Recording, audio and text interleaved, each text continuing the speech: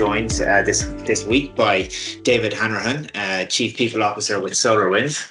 So, David, welcome to the podcast. We're going to cover some really interesting topics around AI and talent acquisition. But look, before we kick off, David, you've had such a super interesting career, in Eventbrite, in Twitter, Zendesk. Maybe you could just take us, and right up to SolarWinds. Maybe you could just take us a couple of minutes through your background. Yeah, sure. I've been mainly leading people functions in software companies for the majority of my career. I've been doing this, type of work for over 20 years now, but the past 15 have been in the software industry. So, I was part of the Twitter people leadership team when we went through the IPO many years back. This is very pre-Elon Musk era. Back when it was actually called Twitter. And then, Zendesk right after their IPO, kind of both of those were through a lot of scaling and growth. So going from a few hundred to a few thousand employees, both at Twitter and Zendesk. And then shortly after that, went to a startup called Niantic, which was the makers of Pokemon Go, recently acquired actually by another large game company. And then let's see, I was at Eventbrite during a very crazy period in COVID. The COVID obliterated the live events business, and so of course. Talk about a disruption. And then a startup here or there, and then now at SolarWinds the past year and a half, where I'm leading the people team. We're a 2,200 person company globally, based here in Austin.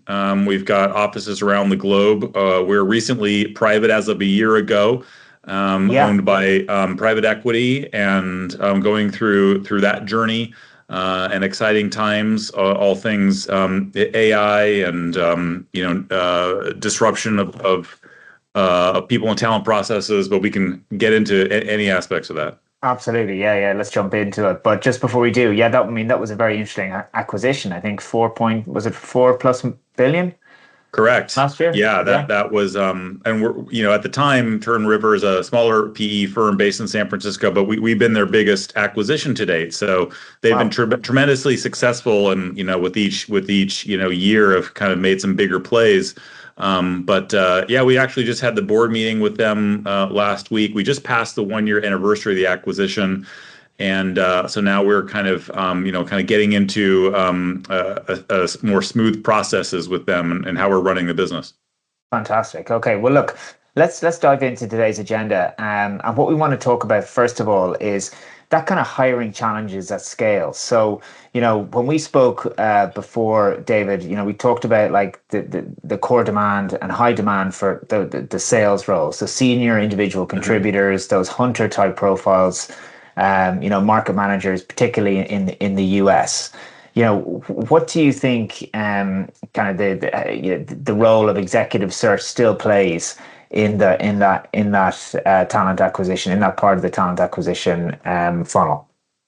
Yeah, well, I think there's like a tale of two cities with talent acquisition right now. You have a lot of roles where there's tremendous volume. There's 1,000 applicants for that role, and there's a lot of mismatches, but there's also some people who are really perfect. There's a lot of fraudulent applications, obviously, out there right now. That's grown quite a bit.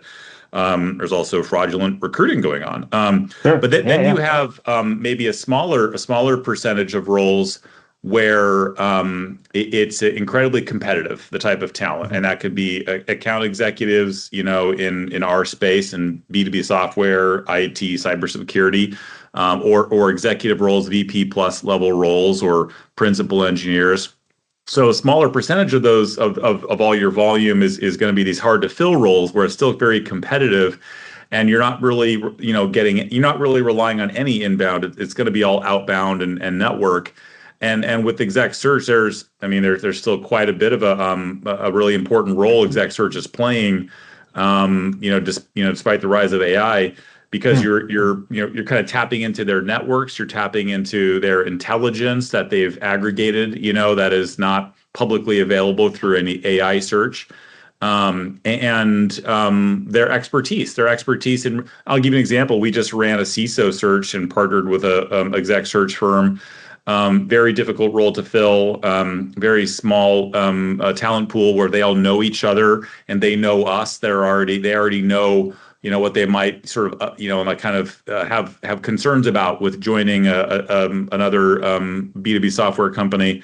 And we rely on the exec search firm to help us navigate the talent pool, how to reach the type of talent we want. We obviously want to add value. We want to add value at this level. We want to sort of hire the best we possibly can, and that's competitive with comp and chatter on the market and other opportunities. And so, anyways, back to your question, I think exec search is still playing quite an important role.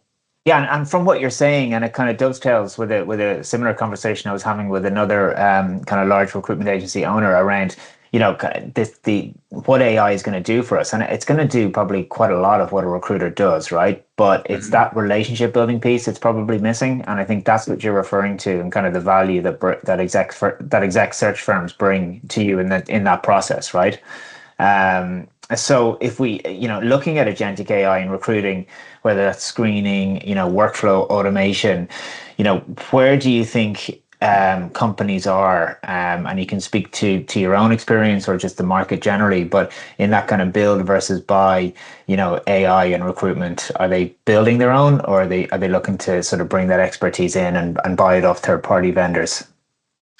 I'm not sure if there's a lot of build your own on agentic AI screening. I think this is one of the most immediately valuable areas, and AI is pretty good at resume parsing, matching against role criteria, identifying experience and detecting missing signals, and so this is something I think might be hard to just build for the average smaller to mid-sized company. And it's also a really great opportunity to kind of, not over-index on a sort of human and manual nature to perform screening and even in sourcing. Sourcing is a huge disruption area, identifying candidate pools, personalizing outreach, generating the messaging, managing a back and forth on messaging in the initial, sort of exchanges. Workflow automation is probably where it's most underhyped, in the talent process right now. So scheduling and interview coordination, note summarization. I don't think AI is going to replace, relationship-driven recruiting, back to that exec search firm where the role is hard to fill. It's not going to replace hiring judgment. But I think where most companies are going to buy, foundational recruiting AI is because integrations are hard, compliance matters are difficult, ATS complexity is very, very ugly. Most enterprises do not want to build recruiter co-pilots from scratch. So that's great, David. So we're clear, really that if we move on to now agentic AI and the role it's going to play in talent acquisition, it's not going to be, not yet anyway, relationship building, because I really think that's what you're talking about in that, in your answer there is really that what the skill that great recruiters bring to the party is still that relationship building skill. But if we know that agentic AI and AI is here, it's going to disrupt and is disrupting the recruitment process and operations. Where do you think companies like SolarWinds are in terms of how they're looking to deploy agentic AI and AI in their recruitment processes? Well, I think a lot of companies are probably, each quarter demoing new tools. The TA, when you think about the entire human capital space, right? Compensation, manager coaching, development, et cetera. TA related use cases are probably 50% of where all the investment and innovation is happening right now, and where AI is being built into the human capital tech stack.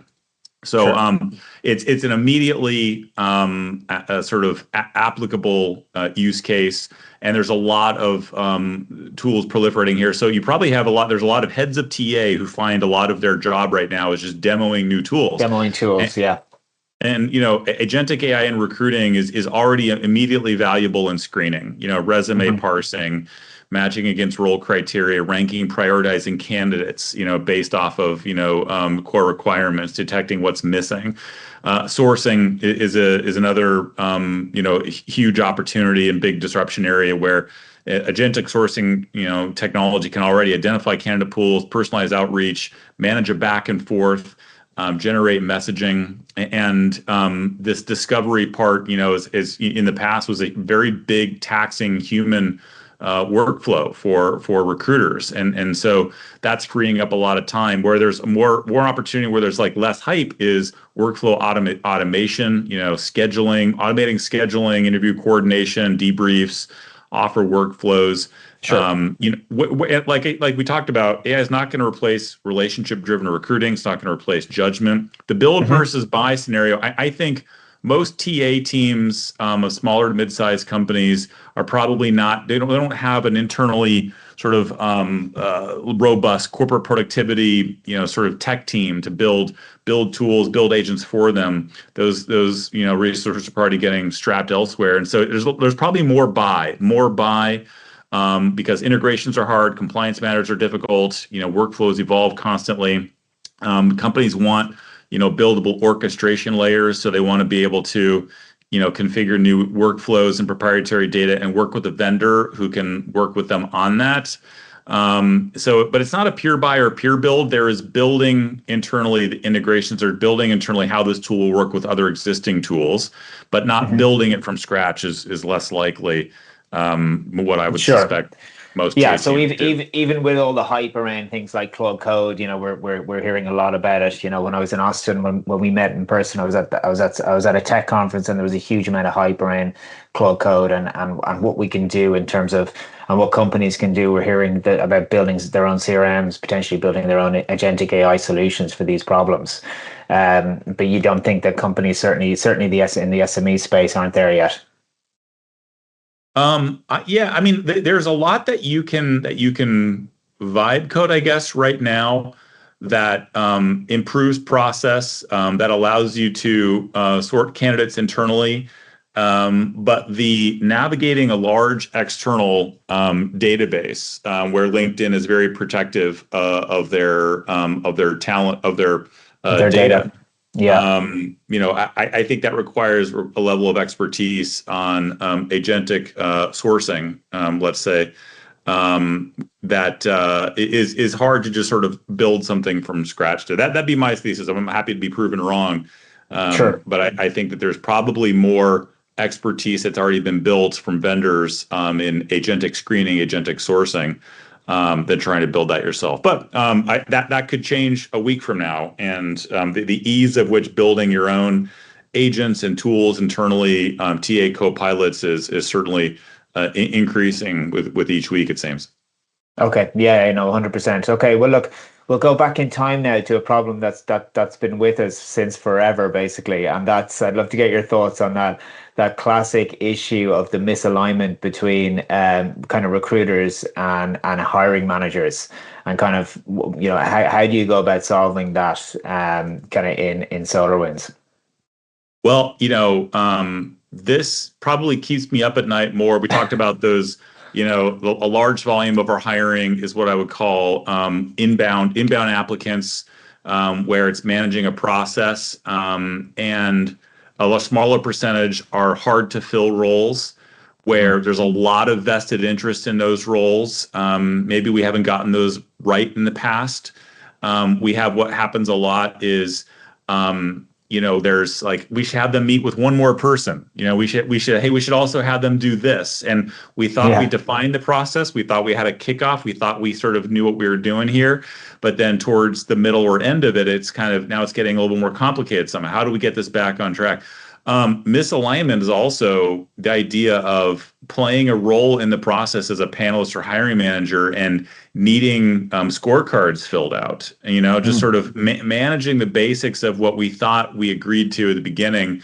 It's kind of like we can get alignment at the kickoff, but then sort of as we proceed in week one, month one, 2 months into the search, Yeah. there's a lot of curveballs that get thrown, not least Yeah. of which because people are busy.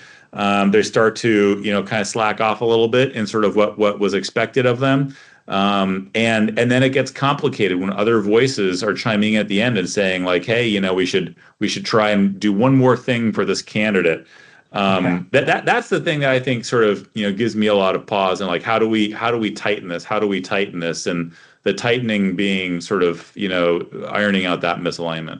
Yeah, so that's really kind of gauging, like, see, different stakeholders, especially if you've got a panelist of interviewers and selectors, basically, they're changing the goalposts about maybe what the requirements are as the process goes on, and maybe what they're looking for in terms of a candidate profile. Is that what happens? It feels to me that this happens all the time. And Yeah. sometimes where it happens is you get some unclear feedback from one of the key panelists, a key Mm. leader who says, well, it could be okay, but it's not Yeah. definitive. Like we might want to look into X, Y, and Z. And it's like, well, what did we agree to here? Was this a vote? Was this a yes, no? Like, do you have veto power? Yeah. Do we embrace contrarian feedback? And there's not going to be a perfect everyone's screaming yes from the top of the mountain, and getting comfortable with that, because I think even the senior leaders, the more senior you go, the more important the role is. You have a lot of anxiety from that hiring manager to figure out, well, I got to make a home run hire here. If so and so Mm. said the candidate was okay, what does that mean? What do I need to do now? What do I and do I need to keep looking for other candidates?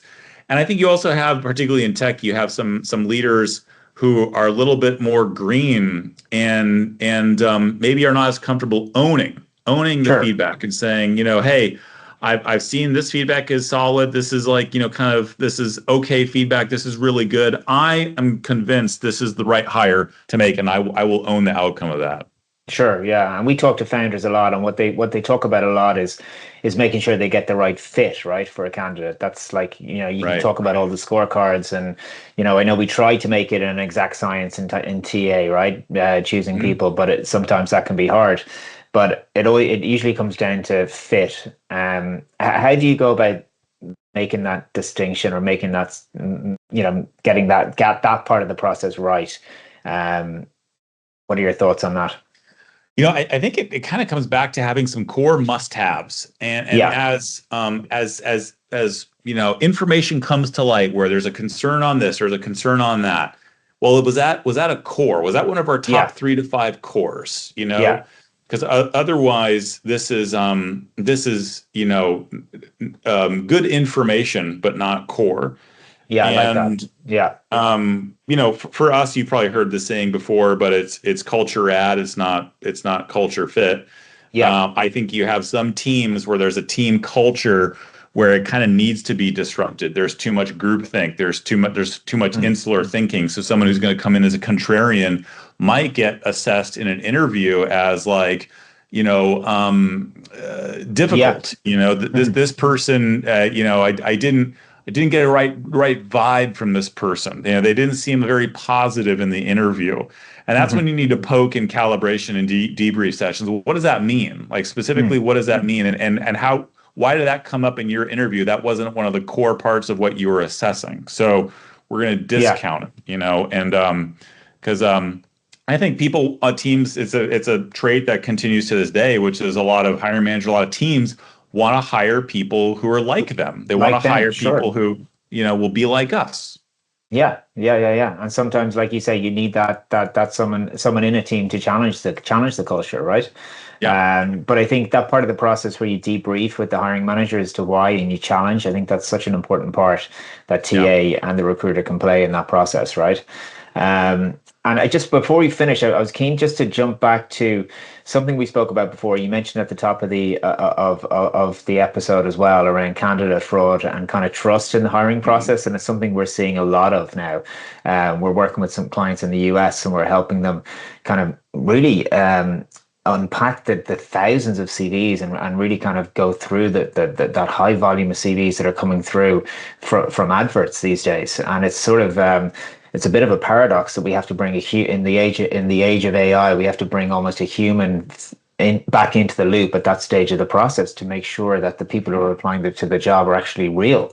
Yeah. Um, like, how are you dealing with that problem? Well, for us, we have a lot of on-site interviews. So, 80% of our company works from an office, including the engineers. So, engineers will come into one of our offices for technical interviews and technical assessments. They'll come into Bangalore or Brno or Krakow, or we even have some technical staff in the Austin office. And so that helps. I think companies that are fully remote probably encounter this a little bit more than we would. I'm also worried from the industry perspective for not only candidate fraud but recruiter fraud. So fake recruiters, the proliferation of fake recruiting profiles that use Gmail and appear and take a real person, take a real person's identity, a real recruiter, and mask as that person with fake websites. It's with AI has made this so easy to do. And they're trying to fish for candidates who are kind of interested in new job opportunities, and that's creating, I think, this kind of closing network where really good talent are now no longer interested in looking at emails from a recruiter who they don't know. They're gonna increasingly, for the best talent, are only gonna talk to and look at emails from a small number of recruiters who they legitimately know. They can recognize that email address, that profile, and now, because of AI, they're going to further, sort of isolate the industry. So that's a problem as much as fake candidates, from my perspective. Yeah, sure. And it kind of just, I mean, that's almost a nice way to tie it all up, because it kind of reinforces that idea of relationships, right? And how important relationships are in the days of AI that we're in at the moment, right? So that's brilliant, David. I think we've got some really good, valuable advice there, valuable tips. Really great to get your insights and all that. Just by way of closing, given your experience with, the likes of Twitter, Eventbrite, Zendesk, and now SolarWinds, like, reflecting on all that, what is, in your opinion, the thing that companies need to change immediately when it comes to hiring? I think a lot of teams, TA teams, a lot of hiring managers and overall hiring efforts at take your pick of companies fall into a trap of hiring as a risk elimination exercise and versus a value creation exercise. So instead of looking at this as how do we avoid a bad hire, how do we avoid any bad feedback, like let's make sure we don't get anyone who was a no in the process, versus maximizing the chance of a great one. What does success look like? When I worked at Twitter, Dick Costello had this ask for our job descriptions to talk about what success looks like.